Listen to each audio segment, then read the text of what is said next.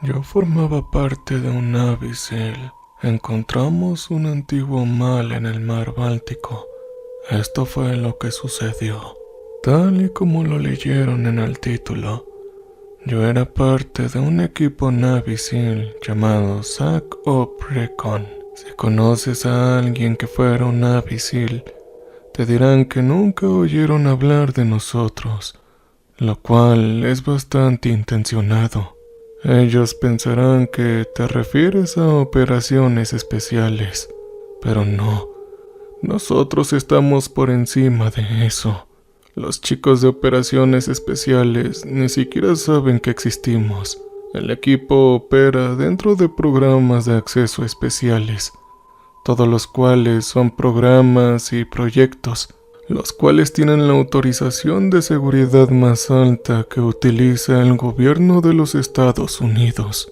La verdad es que no puedo contarte ninguna de las cosas en las que trabajé y no lo haría si yo pudiera.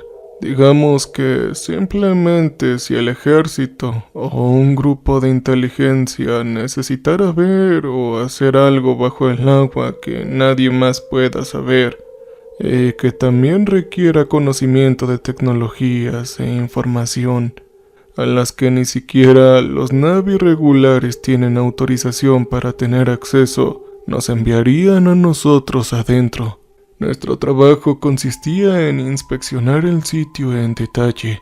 No era algo como lo que se ve en National Geographic, donde hacen algunos escaneos de escáner y sienten y escriben un artículo al respecto, y luego se dan una palmadita en la espalda. Oh, no.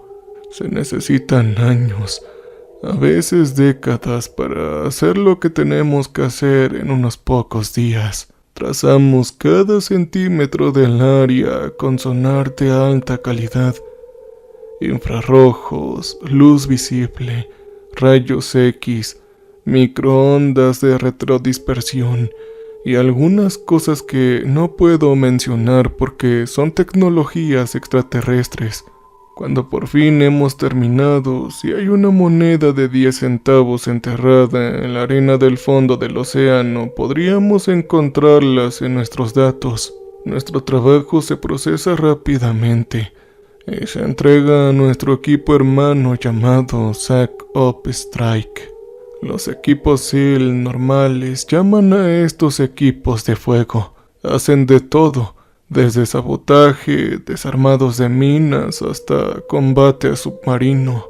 Sí, combate submarino real. Tienen armas especiales diseñadas para funcionar bajo el agua. Y no me refiero a simples cuchillos y arpones. De cualquier modo, era el año 2013 y nos enviaron al mar Báltico con la orden de comprobar algo que unos cazadores de tesoros hundidos habían encontrado recientemente en el fondo del océano. Se le llamaba la anomalía del mar Báltico. El gobierno sueco cerró silenciosamente el estudio del objeto por parte de los cazadores de tesoros y les hizo firmar juramentos de seguridad nacional. Todo con tal de mantener la boca cerrada y actuar como si nada pudieran encontrar financiación para futuras expediciones. Mientras tanto, pidieron ayuda a los Estados Unidos. Tienen sus propios buzos, por supuesto, pero esta cosa estaba apagando todos los dispositivos electrónicos que se encontraban a menos de 200 pies de distancia. Todo mundo estaba perplejo. El objeto en sí estaba ubicado a unos 300 pies debajo de la superficie y estaba simplemente sentado ahí en el fondo del océano. Era casi perfectamente redondo, excepto por unas pocas secciones que parecían haber sido recortadas. Tenía la forma básica de esa nave de Han Solo volando en las películas de Star Wars, o el Millennium Falcon. La imagen original del sonar de los cazadores de tesoros se habían publicado antes de que los suecos tuvieran la situación bajo control, por lo que el público ya estaba teorizando que se trataba de un ovni. Pero gran sorpresa, era algo mucho peor. El objeto se encontraba al final de un largo sendero en la arena, el cual se extendía hasta el fondo y hacia un barranco que parecía tallado en una pequeña montaña submarina. Esto les dio a algunos la impresión de que se trataba de una cicatriz de aterrizaje forzoso en el fondo del océano, donde el objeto se había deslizado hasta detenerse al hundirse, pero no lo estaba. Era algo peor. Con todo esto, esperaba con ansias el desafío de realizar una misión de reconocimiento sin la ayuda de la electrónica.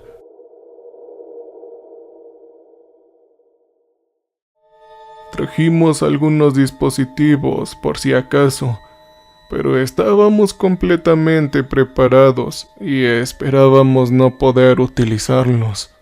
Incluso teníamos bengalas submarinas en caso de que nuestras luces se apagaran.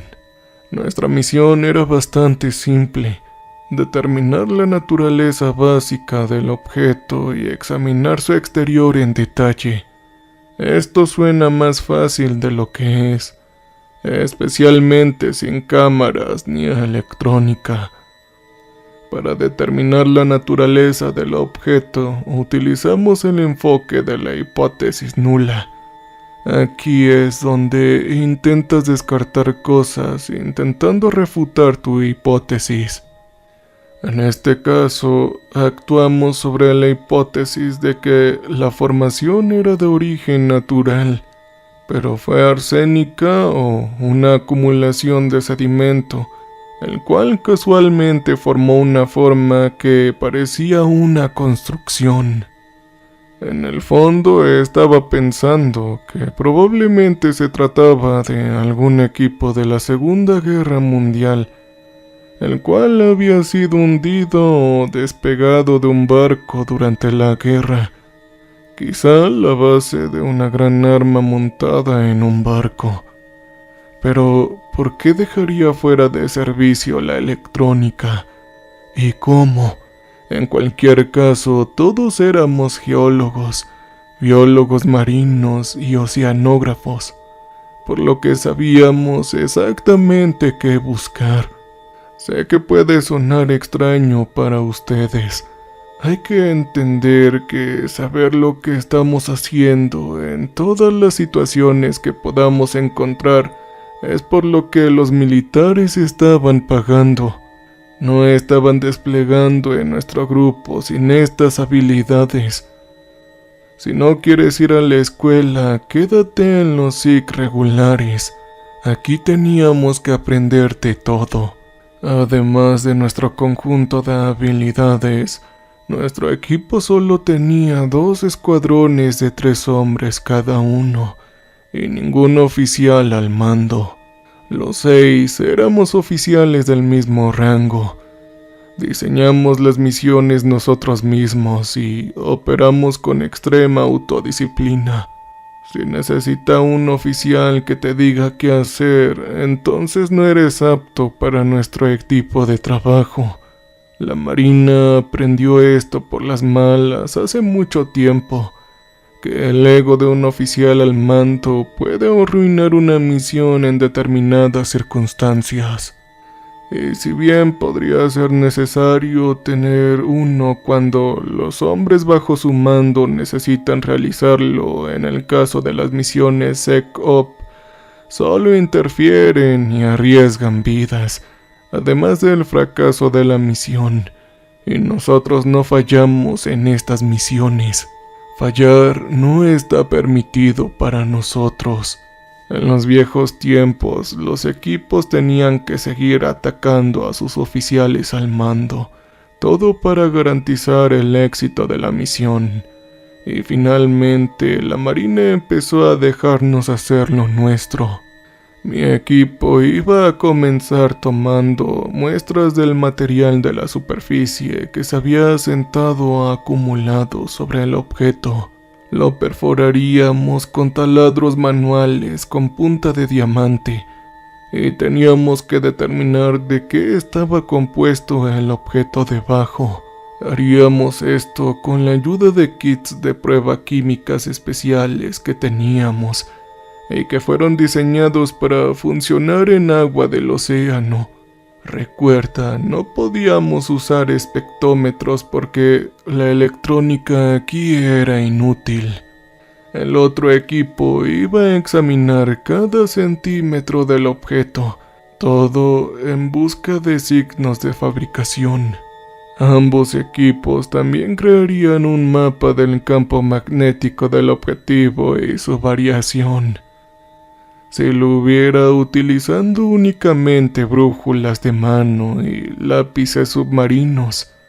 Sí, nosotros éramos así de buenos. Comenzamos nuestra inmersión cuando el sol estaba exactamente a 45 grados sobre el horizonte.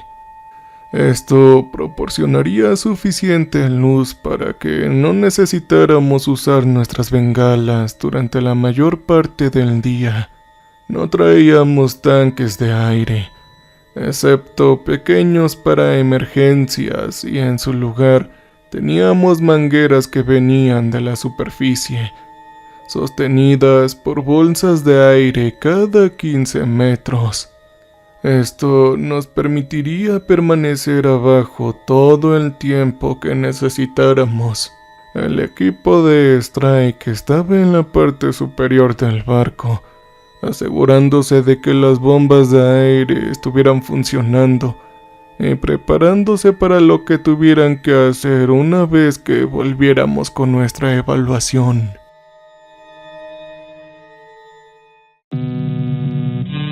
La verdad es que no esperaban tener que hacer nada, ya que todos asumimos que se trataba de una pieza de hardware de tiempos de guerra, o quizás una ruina antigua, pero estaban preparados de todos modos. Siempre lo estaban. En el camino hacia abajo, noté que no habían peces ni vida de ningún tipo en las aguas que nos rodeaban. Por lo general, en esta época del año se pueden encontrar platijas, arenques, bacalaos y otras especies de peces nadando. Tal vez esta era una extraña coincidencia, pero de todos modos lo encontré digno de mención. A medida que nos acercábamos al objeto, nos invadió una sensación extraña. Un sentimiento inusual para todos y cada uno de nosotros. Era un leve miedo y aprensión. Todos habíamos estado en situaciones mucho más peligrosas que esta antes, y estábamos entrenados para no temer a nada, ni siquiera a Dios. No le teníamos miedo a la muerte, a las heridas, o incluso el ahogamiento, pero todos experimentamos la misma situación. Algo malo estaba a punto de suceder y nadie entendía el por qué. Llevábamos máscaras de buceo especiales, los cuales nos cubrían toda la cara para poder hablar entre nosotros. El sonido viajaba bien sobre el agua, y mientras estuviéramos lo suficientemente cerca, todos podríamos discutir lo que necesitáramos. Acordamos continuar con la misión a pesar de este sentimiento, pero para asegurarnos de mantenernos mutuamente conscientes de cualquier aumento en los sentimientos de coacción que pudiéramos experimentar, pronto llegamos al objetivo y nos dividimos con nuestros respectivos escuadrones. De cerca, el objeto claramente no era una formación natural, pero seguiríamos nuestro proceso de todos modos para ser minuciosos. El objeto era algo plano en la parte superior, excepto por una pequeña cúpula perfectamente lisa en el lado derecho. Al lado izquierdo había una escalera que subía a la cima. Los ángulos rectos y las líneas rectas del objeto habían sido descartados como un fenómeno natural raro pero real, el cual ocurre debido a la naturaleza molecular de ciertos tipos de piedra combinada con la erosión hídrica de mareas y corrientes. Pero aquí las escaleras estaban intercaladas entre paredes planas de piedra a ambos lados, lo que evitaría que el agua se moviera en las direcciones necesarias para erosionar las escaleras y convertirlas en los escalones perfectos que eran. Corté un pequeño trozo del material del costado de la estructura y lo puse en el receptáculo de mi kit de prueba. Eché algunos químicos en el recinto y luego lo sacudí. Yo lo sabía, pero el color resultante de la mezcla verificó que el objeto efectivamente estaba cubierto por una gruesa capa de limo y arena, el cual se había acumulado, compactado y endurecido con el tiempo. Debió llevar mucho tiempo llegar al estado en el que se encontraba, porque esa parte del mar Báltico no tenía mucha agua turbulenta, ni tampoco sedimentos naturales. Saqué el taladro y giré la manija mientras la boca se hundía en el limo y la arena apelmazado. Cayó unos 10 centímetros cuando golpeó la estructura subyacente. Saqué el taladro, soplé el sedimento del agujero con un dispositivo tipo jeringa para pavo que usamos y miré adentro. Reconocí el material de inmediato. Era granito de grano grueso. Motas rosas, negras y blancas, todas juntas. La superficie del objeto no estaba hecha simplemente de granito que no debería encontrarse en el fondo del mar, sino que además era granito pulido, perfectamente plano y liso. Quité un poco más de arena compactada que cubría el área y se lo mostré a mi equipo. Brent y David, quienes estaban ocupados mapeando la variación magnética del objeto. David nadó hacia el otro escuadrón para informarles del descubrimiento, mientras Brent me mostraba el mapa que habían hecho hasta ese momento. Fue increíble.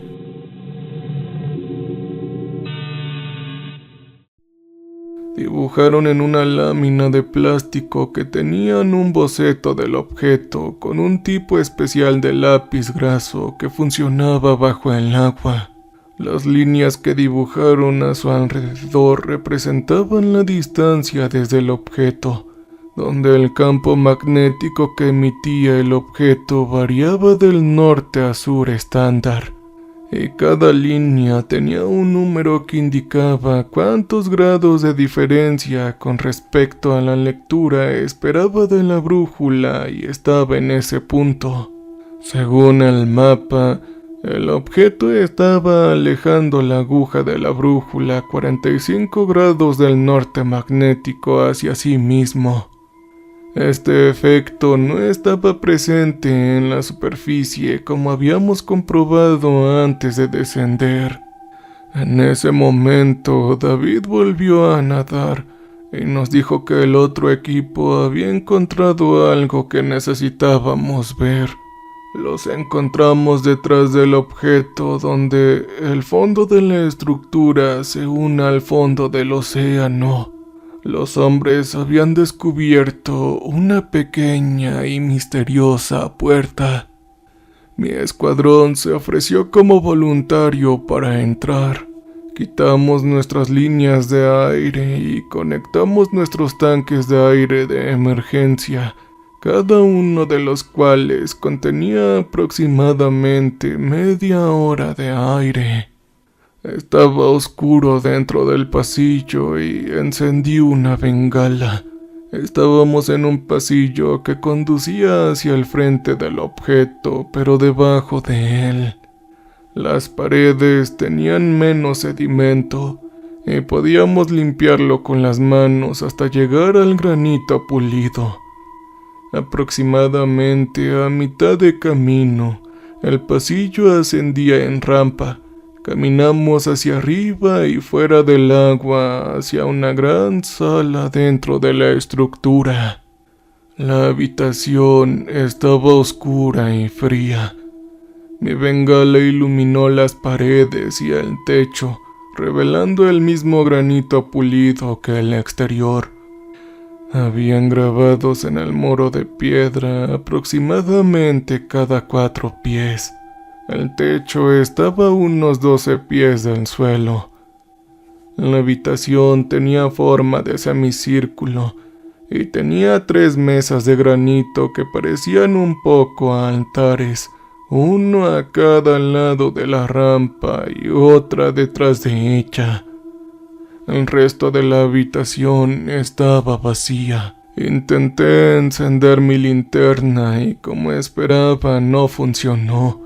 Entonces David comenzó a dibujar las imágenes de los grabados que me parecieron representaciones de sacrificios humanos. En las imágenes, los rituales se llevaban a cabo en la parte superior exterior de la misma estructura en las que estábamos adentro. De las escenas representadas, quedó claro que esta estructura no siempre estuvo bajo el agua. Los océanos habían aumentado desde que estaba en uso, o la tierra se había hundido. Esto simplemente me aterrorizó. Brent me acercó a uno de estos grabados y señaló. Ahí en la imagen había una criatura devorando el sacrificio. Los hombres en la escena no estaban sacrificando personas a alguna deidad. No, estaban alimentando a un monstruo. Era como un hombre porque tenía 2 piernas y pies. Sin embargo, en la cintura parecía tener alrededor de una docena de tentáculos saliendo de su cuerpo, pero sin brazos. Sin embargo, tenía una cabeza, la cual parecía más bien una boca gigante abierta con dientes grandes. La cosa tenía grandes plumas saliendo de su espalda y también de la parte superior de su cabeza.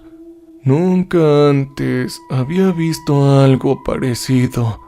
Sin embargo, pude ver algunas figuras aztecas y precolombinas que son similares en algunos aspectos.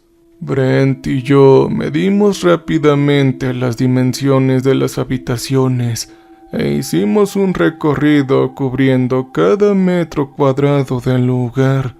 Encontramos una puerta de piedra que parecía que debía girar sobre un eje central. Sin embargo, no pudimos lograr que se moviera. Descubrimos una escalera que descendía, pero no regresaba al agua. Esto se convirtió en piedra. Supusimos que la estructura había sido construida sobre una roca o una montaña aún más grande que ahora estaba enterrada por el fondo marino. Bajamos la escalera de piedra que no estaba hecha del mismo granito que la cámara superior.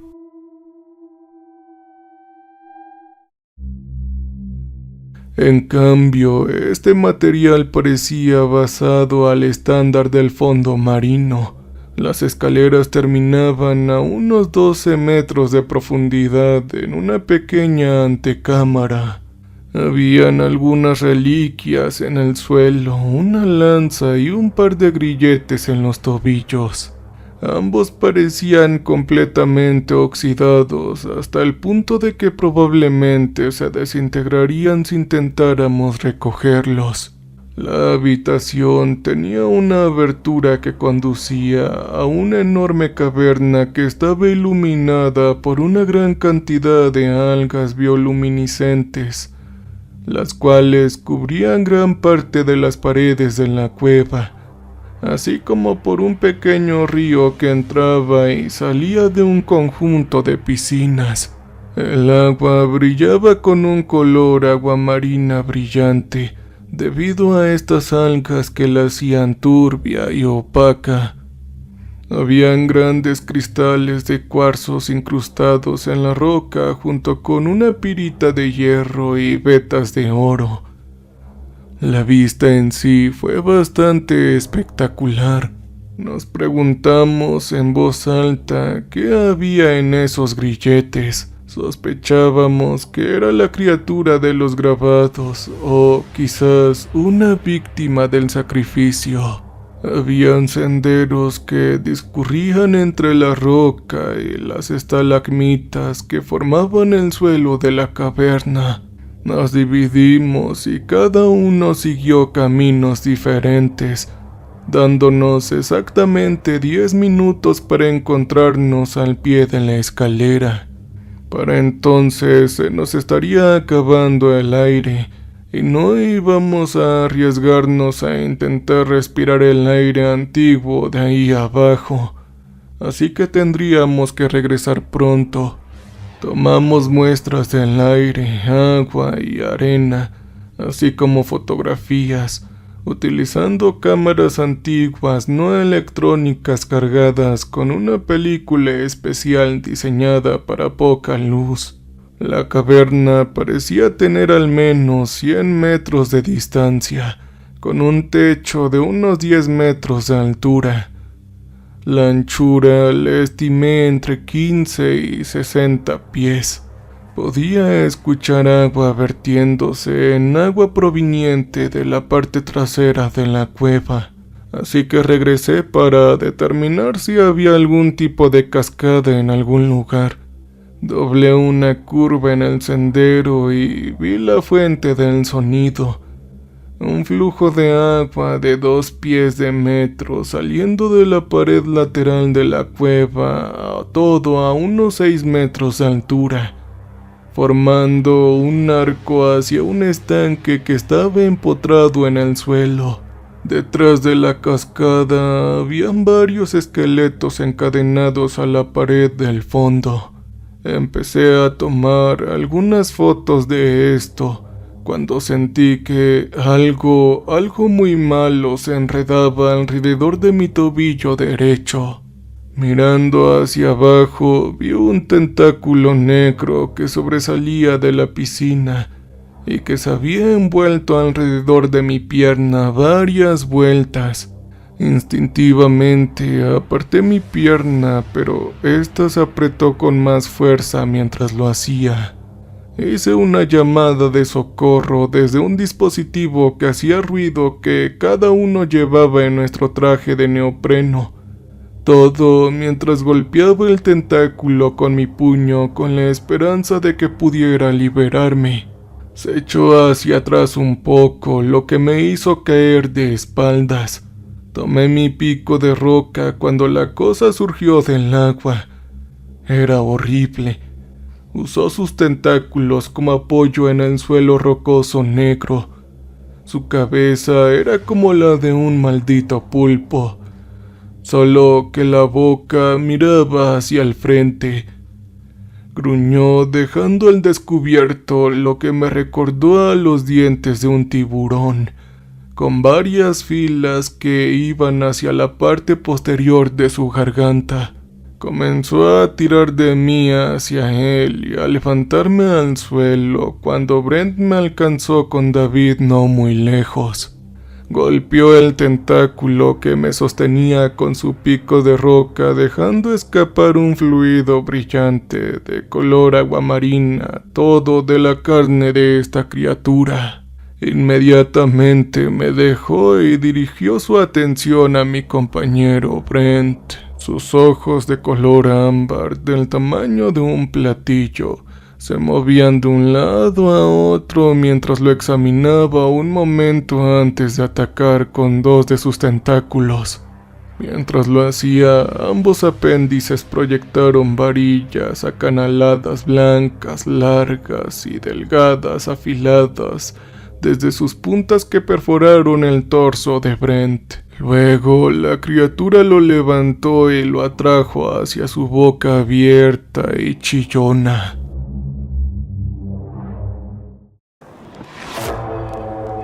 Para entonces, David había llegado a mi ubicación y comenzó a arrastrar mi cuerpo hacia atrás, lejos de la cosa, mientras metía la cabeza de Brent en su boca, para luego cerrarla de forma circular alrededor de su cuello, donde sus dientes cortaban el traje de neopreno y la carne de Brent.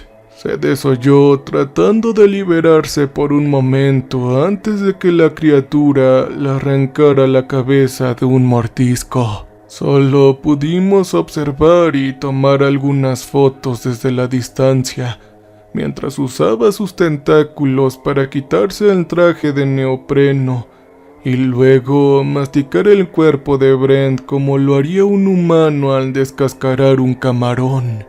Me puse de pie cuando David anunció que teníamos que dejar que el equipo de ataque se encargara del asunto. Los dos nos dirigimos hacia las escaleras lo más rápido que pudimos.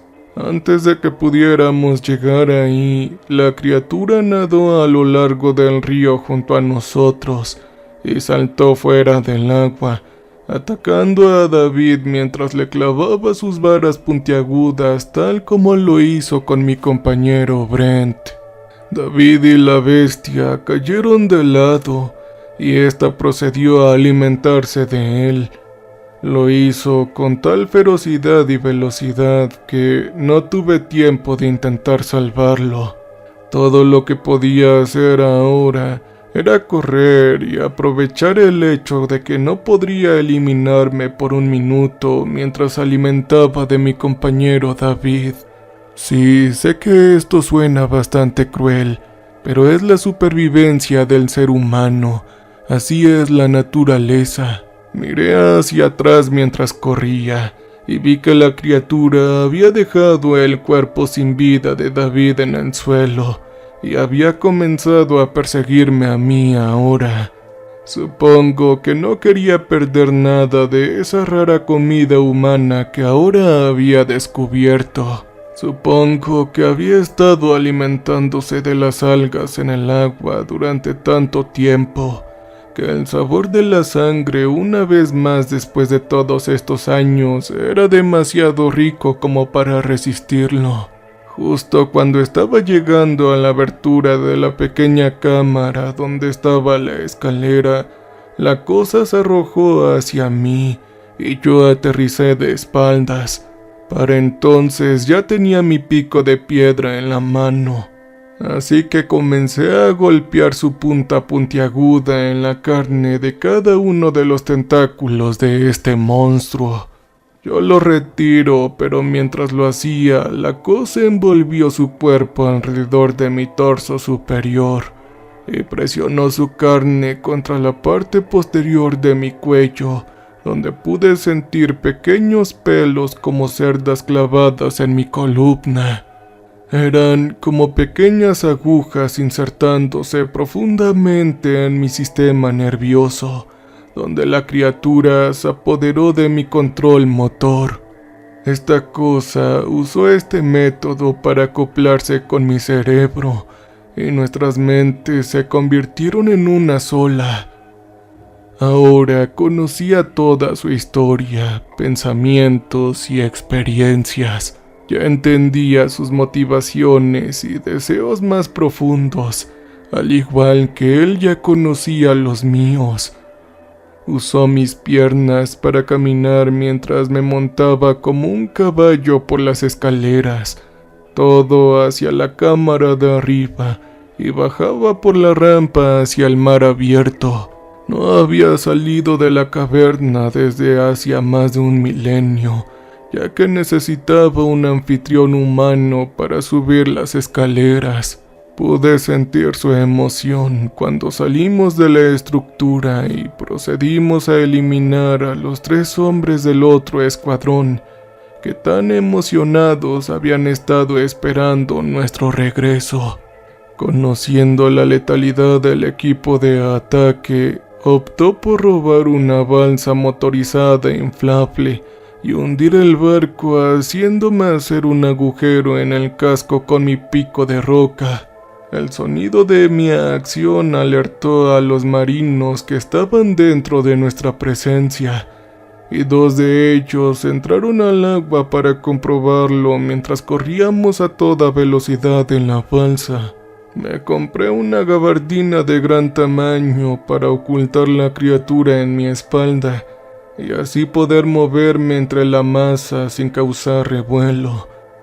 No me he comunicado con la Marina desde hace varias semanas y actualmente estoy sentado en una habitación de hotel barato en Barcelona escribiendo esto. Si bien me gustaría deshacerme de esta cosa extraña, también tengo que admitir que siento placer ante el sabor de la sangre y la carne humana. Nuestras mentes ahora se han vuelto una, y yo lo soy tanto como esa cosa.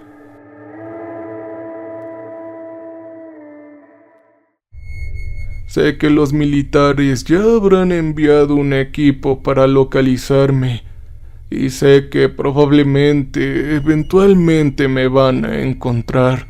Yo tengo que seguir en movimiento. El rastro de los muertos pronto revelará mi paradero, ya que el método de matanza es único y deja su propia firma. Estoy poniendo esta historia en tu canal de relatos para la noche y recopilaciones, todo con un último esfuerzo para hacerle llegar un mensaje a mi querida madre, la cual se llama Juana, la única persona con la que todavía me siento conectado y a quien extraño muchísimo. Si estás escuchando esto, mamá, te quiero demasiado. Lamento todo esto, y tal vez, y solo tal vez, algún día, si tengo suerte, podamos volver a encontrarnos. Ya he dejado demasiados cadáveres aquí, así que esta noche me voy de Barcelona antes del amanecer. Pero primero, déjenme alimentarme de nuevo. Bendiciones a toda la comunidad de relatos para la noche. Espero que este día no sea el último, porque yo podría estar ahora mudándome justo a su país. Cambio y fuera.